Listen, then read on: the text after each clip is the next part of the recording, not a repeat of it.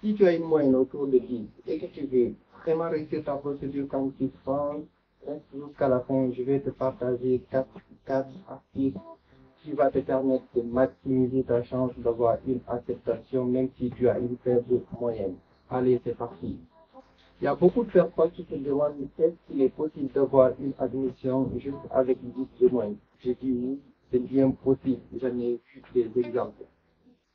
Mais avant de commencer, si tu n'es pas encore abonné, je t'invite à t'abonner. Ça fait toujours plaisir et ça permet de me soutenir, de faire plus de vidéos pour vous.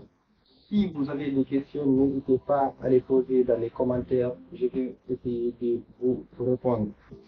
Si tu as des faibles moyens et que tu veux avoir une admission, la première chose que tu dois faire, c'est de postuler sur les universités et les formations qui sont moins sélectives. Et la plupart de ces établissements se trouvent dans les petites villes, dans les campagnes. Si tu as des faibles moyens, ne postule surtout pas dans les grandes villes. Tu auras affaire, dans les grandes villes, tu auras affaire à une forte concurrence. Du coup, tu n'auras pas beaucoup de chances d'avoir une admission. Tu as plus de chances d'avoir une acceptation dans les petites villes que dans les grandes villes. Donc, il faut faire son choix en fonction des petites villes. Et la deuxième chose que tu dois faire quand tu as des faibles moyens, c'est d'avoir une bonne lettre de motivation. Il ne faut surtout pas négliger la lettre de motivation. Il ne faut pas utiliser des lettres génériques. Il ne faut pas prendre des lettres de motivation sur Internet qui fait copier-coller. Essaye de bien rédiger ta lettre de motivation en fonction des établissements et personnaliser. Surtout, tu fais des recherches sur les établissements que tu as choisis, tu obtiens des informations, tu mets dans ta lettre de motivation.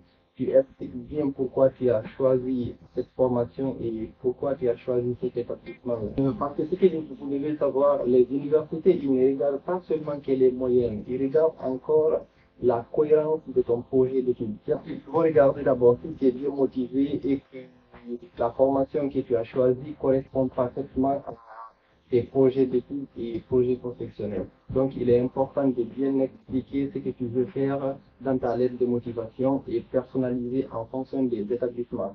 Il ne faut pas utiliser une seule lettre de motivation pour tous les établissements que tu as choisis. Bien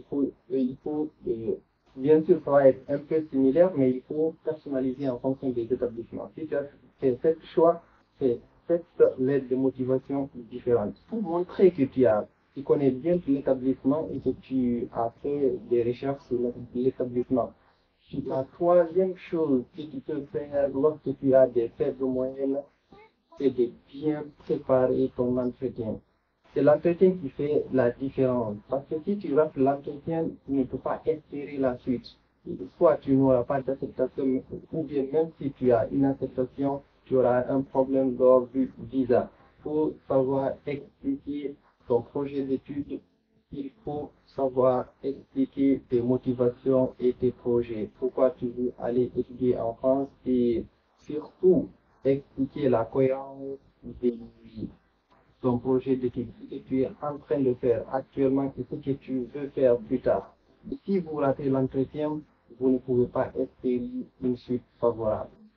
Même si vous avez une admission, vous n'aurez pas de visa. Lorsque l'agent Campus France vous émet un avis défavorable, vous ne pouvez pas espérer la suite. Quelqu'un qui a, même si tu as 19 de moyenne, si ton entretien s'est mal passé, tu ne peux pas espérer d'avoir une admission ou bien le visa. Donc, même si tu as des faibles moyens, il faut savoir te défendre, expliquer clairement tes projets et tes ambitions. C'est tout ce que j'avais à vous dire dans cette vidéo. Encore une fois, je répète, il est bien possible d'avoir une admission même si tu as une faible moyenne. Et si tu as même si tu as 10 ou 11 de moyenne, ça ne compte pas beaucoup. Les universités ne regardent pas que la moyenne pour les admissions. Ils regardent bien sûr la lettre de motivation et comment ça s'est passé ton entretien et la cohérence de ton dossier. Si tu as un bon dossier, tu as une faible moyenne, tu peux avoir une admission. Tandis que même si tu as des très bonnes moyennes et que ton projet et ton dossier sont dégueulasses, on ne peut pas t'accepter. Bien sûr, j'ai vu des exemples des personnes qui ont fait la procédure Campus France avec 10, 11 de moyenne qui sont en France. Et tandis que d'autres qui l'ont fait avec 15, 16 témoins et qui n'ont pas d'admission. C'est à partir de là que vous pouvez comprendre qu'il est bien possible d'avoir une admission avec 10 témoins, une admission. Donc, il ne faut pas se dire comme j'ai 10, 11 témoins, donc je ne peux pas avoir une admission. Il faut se lancer, je vous encourage et allez.